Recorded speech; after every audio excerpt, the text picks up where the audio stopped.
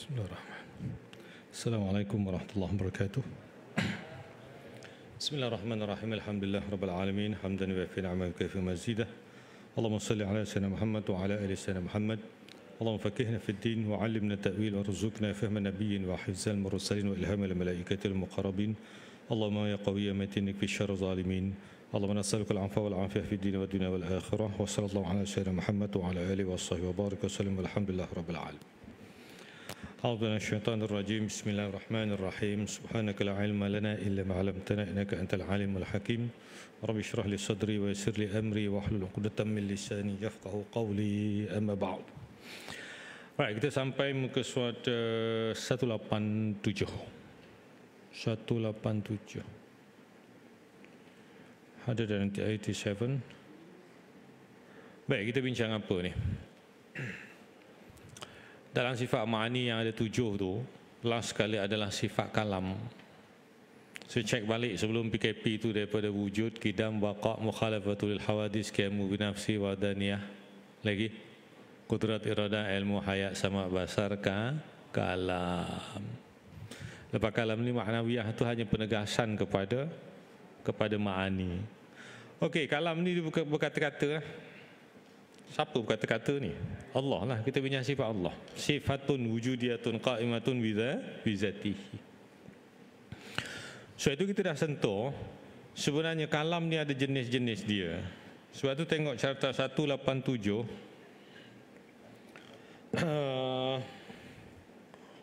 Dia ada kalam ismi dan kalam nafsi dan juga kalam lafzi. Kita tengok dua tu dulu. Jadi sifat kalam Allah tu ya, sebab dia ada related, dia ada relation, ada kaitan dengan Al-Quran tu.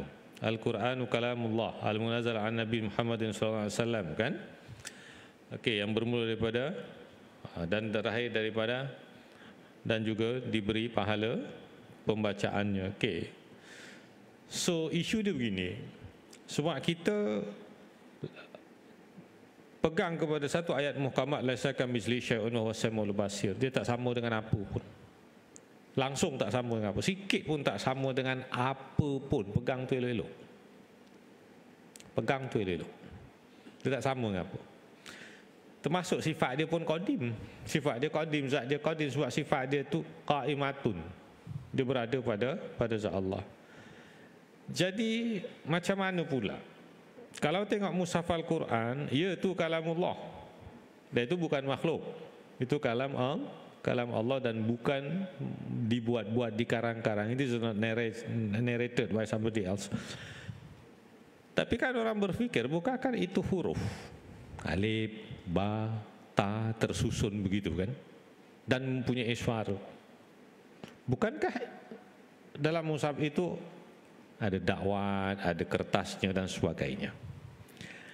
Jadi semua sifat-sifat tu anda boleh cek Al-Fiqhul Akbar syarah kepada Imam Mulla Ali Qari. Semua sifat-sifat tu sifat yang baru. Ada huruf, ada suara, ada bentuk, ada titik. Bahkan titik itu pada peringkat awal Nabi, zaman Nabi SAW. Al-Quran tidak bertanda, tidak bersyakal, tidak berbaris dan seumpamanya. Bukankah itu semua adalah sifat-sifat baru yang mendatang, bukan dari qadim gitu? Bahkan anda melihat orang menulis dengan rasam asmani, orang menulis dengan Quran tu Bismillahirrahmanirrahim, dia tulis balik alif lam mim zalikal kitabul la raiba fi ila akhir ayat. Bukankah dia yang buat itu? Jadi sebab itu begini position dia. Akidah Ahlussunnah wal Jamaah mengatakan kalam terbahagi kepada dua jenis. Maka yang dibaca itu adalah kalam apa? Kita dah bincang dah dulu. Kalam lafzi, lafaz.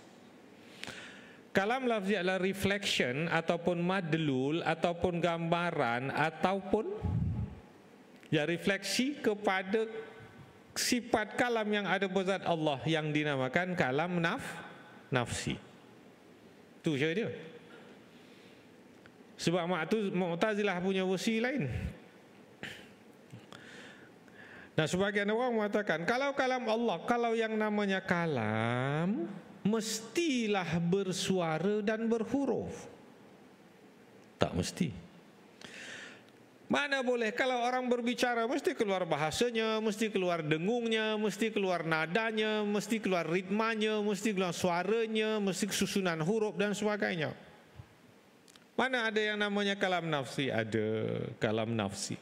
Ahlussunnah wal Jamaah membahagikan kepada kalam nafsi dan kalam lafzi.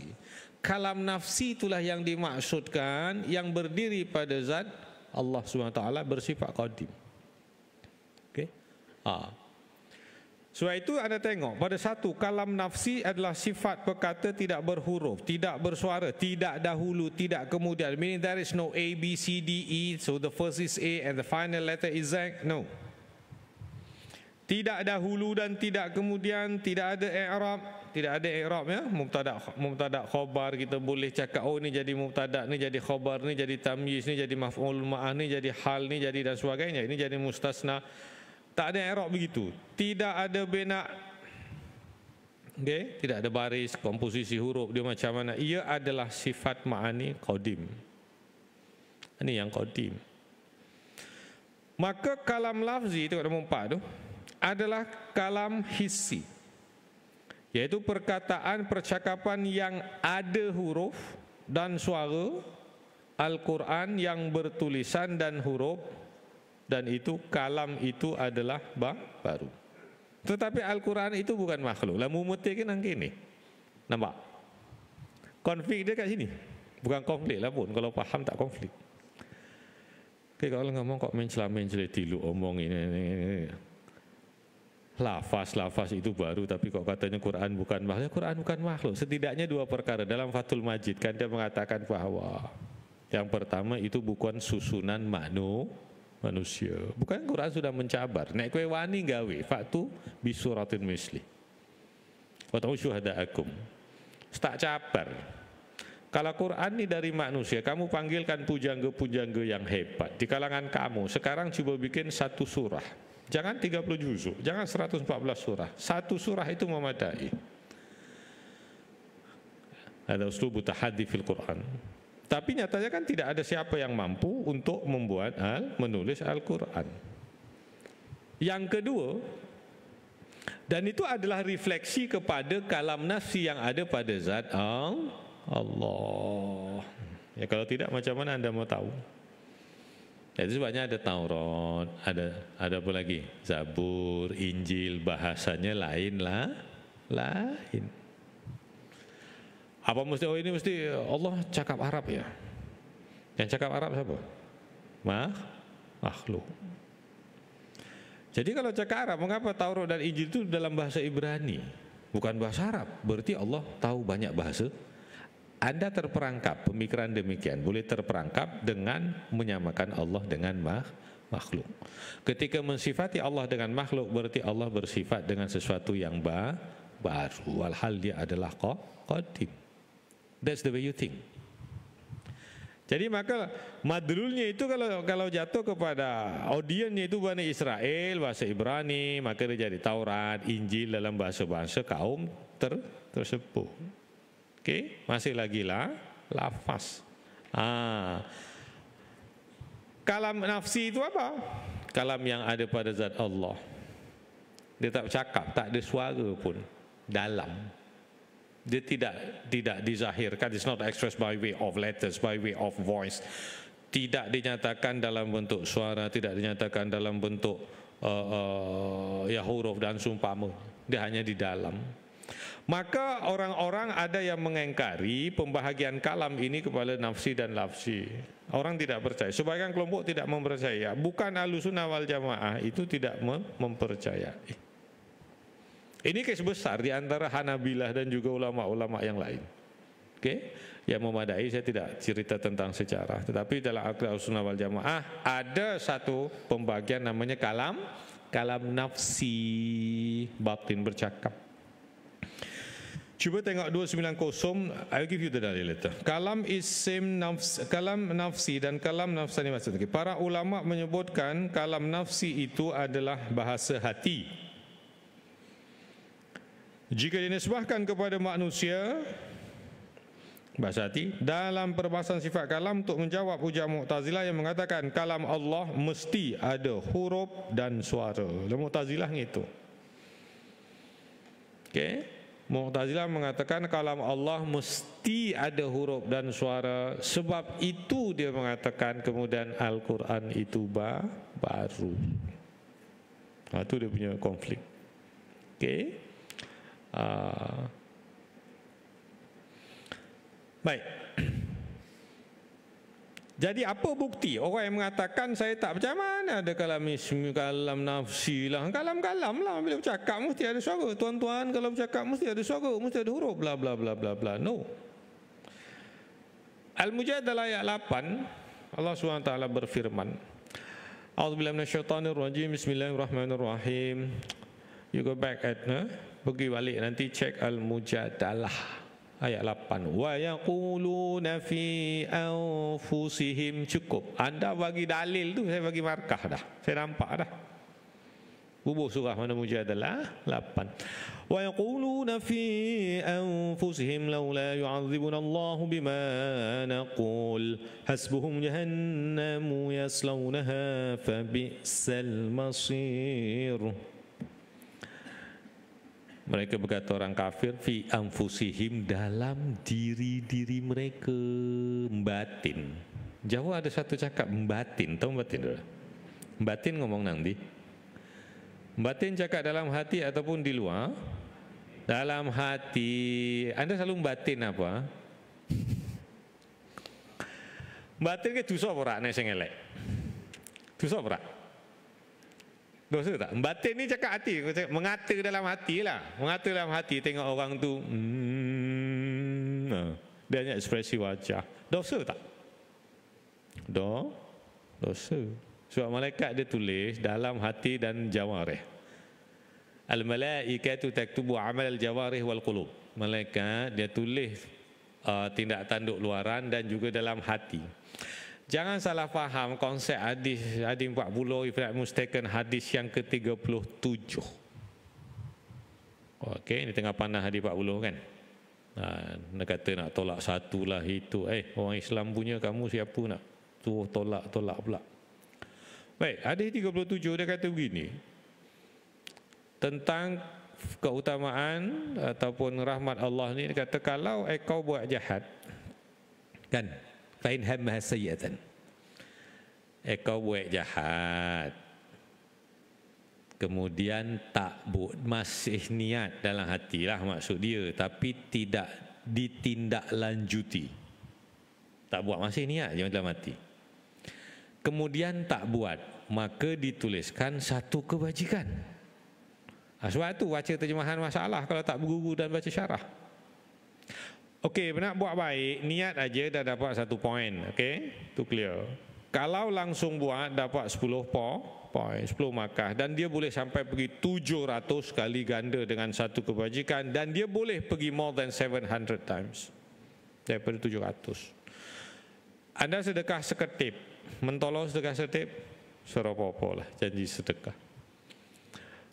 Anda masuk 10 sen, itu boleh jadi 10, boleh sampai 700 dia punya pahala, dan boleh jadi sampai adhafan mudhafah. Okey, itu clear. Okey, benda buruk pula. Benda baik settle ya. Niat saja tak buat lagi 1 pahala, buat 10 pahala boleh 700 dan boleh pergi jauh. Benda jahat dalam ni saja tapi tak buat.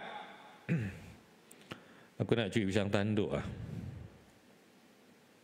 Aku nak curi pisang tanduk tepi jalan rumah dia tu. Tu 2 minggu lagi, okey, boleh jual. Tapi dia tak buat. Tapi dia tak sempat untuk mencuri sesebenarnya. Maka Allah tulis satu kebajikan. Macam mana pula? Niat jahat, tak jadi buat, dapat pahala 1. Kenalah baca sambungan dia, syarah dia. Mula-mula dia nak curi, kemudian dia tak jadi curi sebab dia takut Allah, dia sedar. Tu maksud dia. Mula-mula dia memang nak buat jahat, kemudian dia tersedarlah, tersentak dari lamunan, lalu dia cancelkan rancangan dia nak mencuri itu. Niat macam ni baru diganjar dengan satu pahala kebaikan. Tapi kalau dia nak buat, dia pisang tanduk wis mateng. Saya sudah niat ya. Di lorong itu ada 2 pisang tanduk, saya sudah aim. Maka 2 hari lagi saya mau curi, ketika 2 hari alamak kok kenduri pula si Noman. Gagal mencuri kan? Tapi Anda gagal mencuri kerana tidak mampu mencurinya dengan sebab ada orang ramai, bukan sebab membatalkan niat tadi. Itu tetap dikira sebagai dosa. Tu nak clear macam tu. Jangan baru niat tak dosa kan? Baru niat tengoklah. Kalau kamu tak buat sebab kamu cancel, tak baiklah. Okey. Tu dapat pahala. Tapi kalau memang baru niat tak jadi buat sebab li ajlil ajz, sebab tak mampu buat, ada kereta lalu ke, orang tengok ke apa benda ke, okey, tuan rumah dah petik, free dapat dosa. Dosa dapat, pisang tak dapat. Tu baik-baik. Orang selalu salah konsep ni. Ya. Right. Jadi ini bukti mengatakan mereka berkata dalam diri mereka. Ni kalam nafsi ni. Apa pula tak ada dalil? Kan kalam dalil. Nak berapa dalil berapa hati? Satu cukup saya bagi makah. Zuk. Wa yaquluna fi anfusihim. Ibaratnya lah, bukan saya marking your mark, your paper. Wa yaquluna fi anfusihim, mereka berkata pada diri, laula yu'adzibunallahu bima yaqulun. Allah tak azab kami pun apa yang kami cakap. Maka Allah hasbuhum jahannam, mereka itu akan masuk jahannam, yaslaunaha, mereka yadkhulunaha, mereka akan masuk, fa bisal masir, itulah tempat yang paling buruk. Okey, jadi batin ni hati-hati. Tapi kalau dah terbuat macam mana? Copek-copek lah, istighfar tu je. Kan? Kita tengok orang tu, ya Allah. Biasa tengok pergi kenduri orang kahwin, mesti kadang-kadang ada batin ni, especially grup sana lah, marah orang sana. Okay. Dia tengok mempelai tu mesti ada komen hati, betul tak? Mesti ada komen dalam hati tu. Kalau dah tua-tua tu tak berapa lah, janji makan salam balik dah, dia panas kan, kondangan tengah-tengah gitu. Dan dia rajin memberi komentaris. Wetok kok putih, lanang kok kopi, tapi dia tak cakap. Dia tak cakap kat luar, dosa tak? Dosa. Dosa macam mana? Ataupun sebaliknya, ya apa masalahnya perempuannya putih lakinya hitam, ada masalah? Tak ada. Kerana apa? Cinta tidak mengenal warna kulit, betul? Setuju? Cinta tidak mengenal warna tapi cinta mengenal warna duit. Setuju? Setuju ya? Tak ada bantahan. Saya ulang lagi, cinta tidak mengenal warna kulit, cinta mengenal warna duit. Joke je lah. You all ni sejuk-sejuk ngantuk semacam. Baik, okey, habis itu kalam ismi, kalam nafsi. Jadi kalau orang kata refleksi kepada Al-Quran itu adalah refleksi kepada kalam nafsi. Apa pula macam tu? Tak faham. Okey, macam ni bang. Kenapa itu kalam lafzi dalam Quran tu? Tapi Quran itu dianggap bukan makhluk sebab bukan orang yang buat, bukan orang yang karang. Kalau itulah disebut sebagai sifat kalam yang ada pada Allah yang qadim. Qadim ya, sifat mesti qadim. Berarti Allah cakap bahasa Arab. Orang Arab cakap Arab atau tidak? Dia cakap Arab. Sekarang sama atau tidak Allah dengan orang Arab? Sama. Kan ayat mengatakan dia tidak sama dengan apapun. Itu nak kena faham gitu. Berarti Allah berbahasa Arab. Berarti Allah bercakap, sifat kalamnya ada huruf, ada A, B, C, D, E, F, G, H, I, J, K, L, M, N. Alif Bata Saci Mahmud. Wis terus ke orang tua ya reti tu. Alif Bata Saci Mahmud. Bisa jadi terus ke. Terus ke dalam kalam nafsi.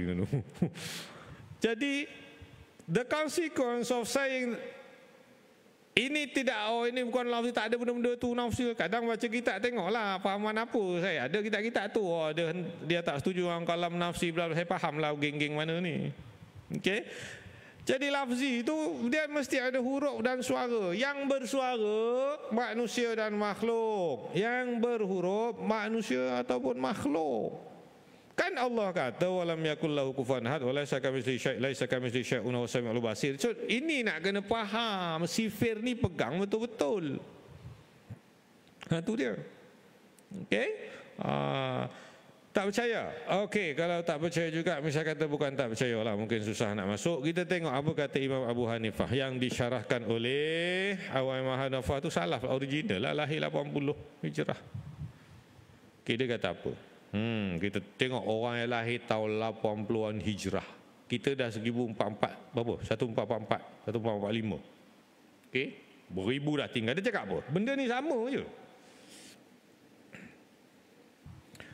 Wal Qur'anu kalamullah ta'ala fil masahif maktubun wa fil qulubi mahfuzun wa 'alal alsuni maqru'un wa 'ala nabi alaihi salatu wassalam munazzalun wa lafzuna bil Qur'ani makhluqun.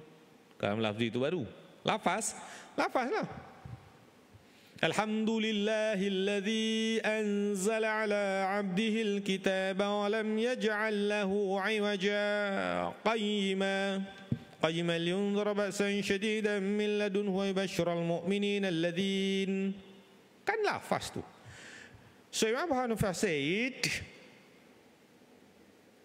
walafzuna bil Qur'ani makhluqun wa kitabatuna lahu makhluqatun wa qira'atuna lahu makhluqatun wal Qur'anu ghairu makhluqin. Lagi mesti nang gunu to. Ke maksud apa? The Quran is the speech of Allah Most High. Al-Quran itu adalah kalam Allah fil masahifi maktubun, written in text, dalam bentuk teks. Okay, wa fil qulubi mahfuzun, memorized by hearts. Ya dihafal dari hati. Akal itu di sini ya, bukan di sini. Akal di sini. Tahu? Okay. Wa 'alal alsuni maqru'un, recited by tongues, dibacakan oleh lidah. Wa Nabi alaihi salatu wassalam munazzalun, and revealed upon the Prophet, upon sallallahu alaihi wasallam. Ani wa lafzuna bil Qur'ani makhluqun, our uttering of the Quran is created. Lafaz itu tadi baru. Katanya kalamullah. Iya, kalamullah. Dia bukan dibuat oleh orang, bukan dikarang oleh pujangga. Tetapi lafaznya itu baru, kerana kan kita yang menyebut punya suara, punya huruf, tapi dia ini adalah cerminan refleksi kepada kalam nafsi yang ada pada zat Allah. Tu cara nak fahamnya. Kalau tak kamu kata Allah cakap Arab Allah belajar tahu ABC juga. Mana Allah tak perlu semua bentuk. Okey. Berarti kalau anda mengatakan hanya Ibrani, 4 kitab saja, Al-Quran bahasa Arab, berarti pangeran erti ngomong Cina ora? Berarti kan, orang kitab Cina kok. Nanti anda akan berpikir begitu. Pangeran ngomong keling ora? Ya ora, orang kitab saja keling kok. Nyatanya ada mushaf yang berbahasa Inggris, betul. Nyatanya ada mushaf yang diterjemahkan ke dalam bahasa Inggris, mushaf yang diterjemahkan dan sebagainya, tapi induknya itu bahasa Arab, huruf dan suara, tapi Qurannya bukan makhluk, lafaznya baru. Mumet para mumet ya, paham tak? Sebab apa? Nanti orang tanya lagi, sebab apa pula kau kata ni lafaz ni baru ya, sebab ada huruf dan ada suara, because of letters and voice. But you still say that mushaf is not created. Tetapi anda mengatakan bahwa Quran itu bukannya yang bukan makhlukin, bukan dibuat. Sebab ya orang tidak bikin itu, bukan penyair yang bikin. Yang kedua, itu refleksi daripada kalamullah yang nafsi. Apa ada kalamullah nafsi? Tadi Mujadalah ayat 8. Tu cara dia. Sebab apa nak macam tu, pusing macam tu? Bukan pusing lah. Kenapa istidlalnya begitu? Sebab nak jaga ayat yang muhkamat, dia tidak sama dengan apa pun. Tu. Jadi bila baca ni, orang selalu kadang komen di Facebook, oh iya bukan main, komen macam mustahid mustaqil. Tengok ayat lain, jangan jumpa satu kecoh satu kampung, jumpa satu kecoh satu kampung. Dia kena bab ni dia kena tengok dari pandangan burung, bukan dari bawah tempurung. Okey. Baik. Jadi Imam Abu Hanifah mengatakan lafaznya Quran itu makhluk, tulisannya ya digawe kok. Wa kitabatuna makhluqatun, our writing of it is created. Yo sing nulis si bocah kok pakar hat. Itu. Nanti ada mengatakan ini Allah pula yang buat. Kalau Allah jadi yang tulis Allah. Sudah. Okey. Jadi penulisannya itu juga makhluk, sebab orang yang bikin, yang menulis wa qira'atuna lahu makhluqatun, dan bacaan kita juga ini yang makhluk. Auzubillahi minasyaitonirrajim. Ku ya Allah kau bisa ngomong. Ku bisa ngomong. Benar Allah amit-amit tu. Ya sampean sing maca. Bismillahirrahmanirrahim. Atina min ladunka rahmatan wa hayyi' lana min amrina rasyada. Sadaqallahul azim. Siapa yang baca tu? Awak lah. Tidak kira faham tu. Sifat kalam Allah tidak berhuruf dan tidak bersuara. Baik. Jadi itu nak kena faham. Our writing of it is created. Penulisannya itu adalah dijadikan. And our reciting it is created, but the Quran is uncreated. This is the conflict. Bukan konflik lah. Ini yang ada pelik. Our reciting is this created, but the Quran is uncreated. Tulisannya itu kitabatuna lahu makhluqatun wa qira'atuna lahu makhluqatun wal Qur'anu ghairu makhluk. Tulisannya lafaznya itu baru, tetapi Quran itu sendiri adalah bukan makhluk. Okey, biasa ya. Jadi kita tebal ni saya baca dululah. So yusabah hadza kalam nafsiyan ala ma asyara ilaihi al-akhtal. Itu katanya ada orang-orang Arab itu dulu pun juga bersyair mengatakan begini. Okey. Jadi wal alamah Hisham fi syarh, right. Imam Abdul Ma'in An-Nasafi dia mengatakan orang Arab kan suka bersyair. Orang Arab perangainya suka bersyair. Bahkan Al-Quran itu juga tidak dapat ditandingi oleh pujangga semasa itu. Sehingga segini. Kalau anda lihat bahawa mujizat-mujizat yang turunkan kepada para rasul itu biasanya bersesuaian untuk to accommodate, to confront, untuk menentang budaya kejahiliatan di zaman itu. So Nabi Musa AS budaya sihir normal. Jadi diberi mukjizat yang boleh melawan sihir. Itu begitu. Jadi budaya kedokteran di zaman Nabi Isa AS itu normal. Mutakhirkan anak awak jadi apa doktor? Satu kampung jadi doktor. Okay. Jadi dia beri kemukjizatan yang lebih daripada orang yang punya kemahiran demikian. Makanya mukjizat Nabi Isa boleh menghidupkan orang mati. Lah, sekarang kemukjizatan Nabi Muhammad SAW itu salah satunya ya. Kan malam Ahad besok sudah mula mau berjanji selawatan 1 Rabiul Awal.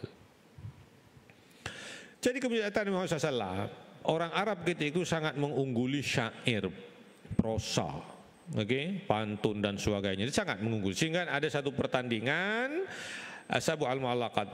Ada 7 kita pilih the best syair yang terbaik, kita gantung di dinding Ka'bah dengan tinta emas. Itu karangan yang paling handal. Maka dalam keadaan masyarakat yang tinggi gaya bahasanya, maka Al-Quran turun lebih tinggi daripada gaya bahasa mereka. Tak rasa pun, sebab awak orang Jawa. Sebab tu awak baca Quran tak rasa pun macam, tak ada pun macam sastra-sastra. Sebab kita bukan orang, kenalah belajar. Kita belajar bahasa Arab baru kita faham. Tapi kalau kita menggunakan bahasa kita, mungkin kita akan terasa. Sebab itu orang mengatakan Gunung Daik bercabang 3. Lagi apa? Sejarah ni Gunung Daik, ya orang reti ngomong. Gunung Daik itu ada betul tau. Ya, puncaknya ada 3. Okey. Jadi dalam orang Arab ini mengatakan innal kalama la fil fuadi wa inna ma ju'ila lisanu al fuadi dalila. Itu dia punya pantun lah, lebih kurang begitu. Okey. Sesungguhnya kalam, titah-titah perbicaraan itu ada di dalam jiwa, dan sesungguhnya lidah itu diciptakan, ya, kesinambungan dari hati menjadi dalil dan petunjuk. So we need to say like this. Awak cakap apa? Awak nak cakap apa? Ekspresi yang tersirat dalam hati itu dibuktikan oleh ekspresi mulut. Itu kalau orang jujur. Orang tak jujur, di mulut kata lain, di hati kata lain pun boleh adjust. Tapi orang yang sebenarnya ni, apa yang dia kata hati itu, itulah dari keluar mulut dia gambaran kepada hati. Yang lafaz itu tadi gambaran kepada kalam nafsi yang ada pada zat Allah Subhanahu Wa Taala. Bisa faham ngunu itu. This is the easiest explanation ever been. Okay? Baik. Bau saya lah. Okay, next. Dah bunyi tak apa, lebih sikit 188. Sifat kalam berkata adalah mabda asal berkata-kata. Alright. Tuntutan sifat kalam. Okey, cuba tengok pencerahan tu. Huruf Roman 1. Dalam penurunan Al-Quran, kalam Allah yang berupa Al-Quran yang ada di Lauh Mahfuz adalah dalam bahasa Arab. Sedangkan kalam Allah yang nafsi, yang berdiri pada zatnya itu tidak berbangsa, tidak berhuruf dan tidak bersuara. Habis dia cakap dengan Nabi Musa macam mana? Itu dia cakap. Bukan Nabi Musa depan tu Allah, Assalamualaikum, apa khabar? Contohlah, ini contoh je. Bukan dialog seperti manusia. Pegang tu, laisa kamitslihi syai'un wa huwa samiul basir. Ni ayat muhkamat, terang lagi bersuluh, spesifik. You cannot deny it. This is not mutasyabihat, this is not ambiguous verse. Ini pegang tu spesifik tu. Kalau anda membayangkan sedemikian, anda baru saja merupakan Allah dengan makhluk. So apa yang ulama kata, Nabi Musa AS diangkat hijabnya sehingga dia boleh memahami kalam Allah. Itu perbahasan yang mendalam dalam Nurul Zolam. Ada sedikit perbezaan antara Imam Maturidi dan juga Imam Abu Hasan Asy'ari. We will arrive there. Jangan risau ya. Jadi kalam Allah yang berbahasa Arab yang ada di Lauh Mahfuz itu atau diucapkan oleh Rasulullah menunjukkan madlul adanya kalam Allah yang qadim, refleksi kepada kalam Allah tu. So yang lafaz dia yang kita baca refleksi, cerminan kepada kata-kata Allah yang ada pada zatnya. Okey. Jadi itu adalah kalam Allah yang qadim yang tidak berhuruf dan bersuara. Perumpamaannya adalah seperti bayang-bayang seseorang. Bayang-bayang tersebut menunjukkan adanya orang. Gitulah. Lafaz itu menunjukkan ada yang bertutur. Itu tadi. So giving an example, bayang-bayang tersebut menunjukkan adanya orang yang mempunyai bayang-bayang tersebut. Ada bayang-bayang, tidak ada orangnya. Sebab itu bayang-bayang menipu tak? Nek wong lemu bayang-bayangnya mesti lemu. Mana mungkin wong lemu bayang-bayangnya kering? Tidak mungkin. Nek wong kering bayang-bayangnya lemu. Yora. Jadi dia refleksi kepada yang asal tu. Lafaz tu refleksi kepada kalam nafsi yang ada pada Allah. Yang tu yang qadim. Tapi Al-Quran as a whole, Al-Quran secara keseluruhannya itu bukan makhluk. Okey? Sambung lagi lah minggu ke 4 insya-Allah. Assalamualaikum warahmatullahi wabarakatuh.